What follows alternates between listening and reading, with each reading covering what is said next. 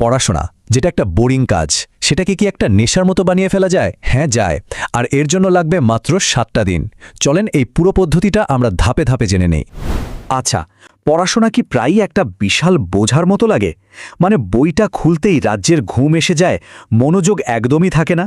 এই ব্যাপারটা যদি খুব পরিচিত মনে হয়, তাহলে আজকের আলোচনাটা দারুণ কাজে দেবে, কারণ এই সমস্যার একটা খুব সহজ সমাধান কিন্তু আছে। দেখুন, এখানের মূল আইডিয়াটা কিন্তু জোর করে পড়ার একদমই না, বরং আমাদের ব্রেন বা মস্তিষ্ককে এমনভাবে তৈরি করা যাতে ও নিজে থেকেই পড়তে চায়। আর বিশ্বাস করুন, মাত্র 7 দিনে এই পুরো অ্যাটিটিউডটাই বদলে ফেলা সম্ভব। আমরা এই পুরো জার্নিটাকে কয়েকটা পর্বে ভাগ করে দেখব। একদম শুরুতে থাকবে প্রস্তুতি, মানে গোছাগাছ। এরপর আসবে পুরস্কার দিয়ে অভ্যাস তৈরি করার ট্রিক। তারপর আমরা খুঁজব ভেতরের আসল মোটিভেশন।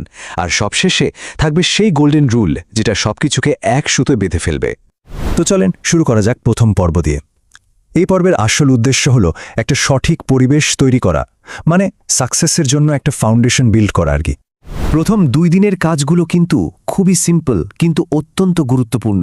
ডে 1-এ আমরা পড়ার পরিবেশটা গুছিয়ে নেব, আর ডে 2-তে শিখব 25 মিনিটের একটা ম্যাজিক্যাল টেকনিক।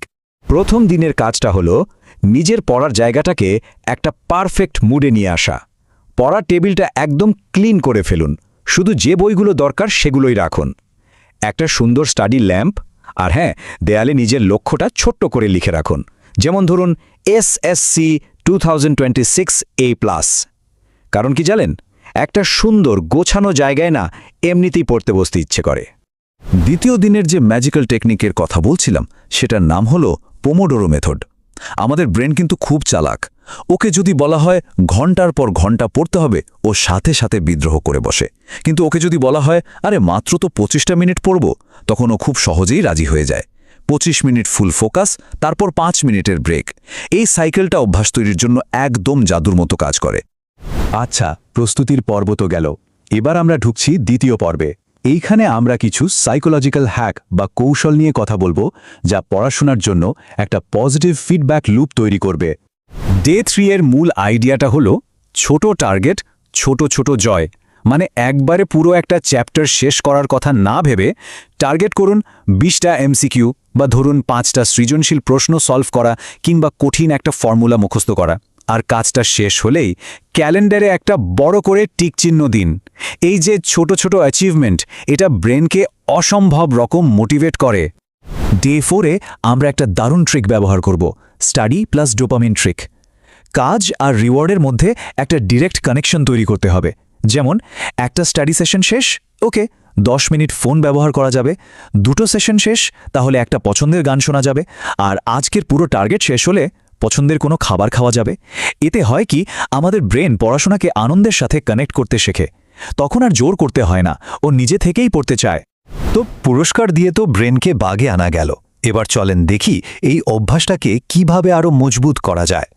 আমরা এখন তৃতীয় পর্বে, আর এখানের মূল ফোকাস হলো ভেতরের আসল যে ড্রাইভটা আছে সেটাকে আনলক করা। ডে 5-এর মূল মন্ত্রটা খুবই পাওয়ারফুল। নিজের সাথেই প্রতিযোগিতা করুন। ব্যাপারটা কি, একটা স্টপ ওয়াচ নিন, দেখুন একটা নির্দিষ্ট টাস্ক শেষ করতে কতক্ষণ লাগছে। পরের বার চেষ্টা করুন সেই রেকর্ডটা ভাঙার।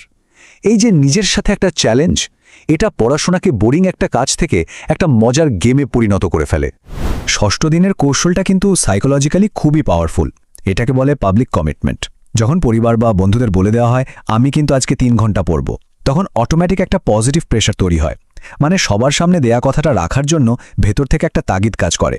আর এটা যে কি পরিমাণ বড় একটা মোটিভেশন, তা না করলে বোঝা যায় না।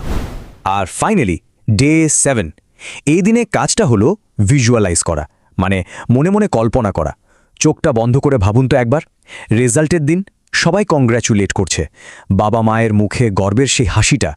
শুধু এই অনুভূতিটা একবার ভাবুন। এই ফিলিংসটা পড়াশোনার জন্য যে ইমোশনাল ফুয়েল বা শক্তি যোগায়, সেটা আর কিছুতেই পাওয়া যায় না। আর এই অনুভূতিটাই কিন্তু একসময় পড়ার আসল নেশা হয়ে দাঁড়ায়। তো আমরা আমাদের 7 দিনের এই প্ল্যানের একদম শেষে চলে এসেছি। কিন্তু এই সব কিছুর পেছনে একটা মূল সূত্র বা প্রিন্সিপাল কাজ করে, আর সেটাই হলো আসল গোল্ডেন রুল। আমাদের সবচেয়ে বড় ভুল ধারণাটা কি জানেন? আমরা ভাবি মোটিভেশন আসলে বা মন চাইলে পড়তে বসব, কিন্তু সত্যিটা হলো এই মন চাওয়া জিনিসটা প্রায় কখনোই আসে না। সঠিক অ্যাপ্রোচটা ঠিক তার উল্টো। পড়ার সময় হয়েছে তাই পড়তে বসব।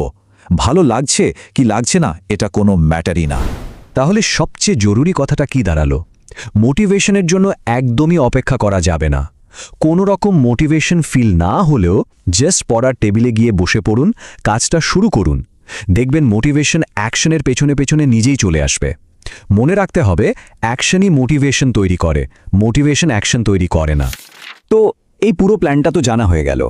এখন শেষ প্রশ্ন একটাই, তাহলে প্রথম 25 মিনিটটা কখন থেকে শুরু হচ্ছে? কারণ যে কোনো ভালো কাজ শুরু করার বেস্ট টাইম কিন্তু ঠিক এখনই।